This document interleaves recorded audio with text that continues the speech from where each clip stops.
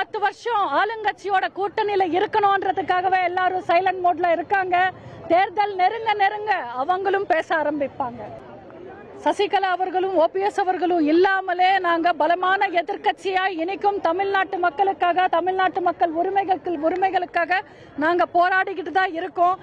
இதுதான் அதிமுக, இதுதான் ரெட்டை இலை, இதுதான் இயக்கம்ன்றது எல்லாருக்கும் நாங்க நிரூபிச்சிட்டோம். ஆனா அரசியல்ல எதுவுமே அறிவிப்பு வர வரைக்கும் நிரந்தரமும் இல்ல, உண்மையும் இல்ல. அறிவிப்பு வந்ததுக்கு அப்புறம் என்னோட செயல் எல்லாமே செயலாதான் இருக்கும், வெறும் பேச்சா இருக்காது. நான் இன்னும் அவர் அரசியல் தலைவரை பார்க்கல, அவர் இன்னும் எந்த அரசியலும் செய்யல. அவர் அரசியல் களத்துக்கு வரட்டும், அரசியல் பேசட்டும், அப்புறம் பதில் சொல்றோம். நாங்க எல்லாரும் சந்தோஷமா தான் இருக்கோம். தொண்டர்களோட முடிவு தான் எப்பவுமே அதிமுக தலைமை எடுக்கும். விஜய் அவர்கள் எதை வேணும்னாலும் டார்கெட் பண்ணலாம். இங்க நேர்மையா இருக்கணும், உண்மையா இருக்கணும், பொறுமையா இருக்கணும். அந்த நேர்மை, உண்மை, பொறுமை விஜய் அவர்களுக்கு இருக்கான்றது நம்ம காத்திருந்ததா பார்க்கணும். நன்றி.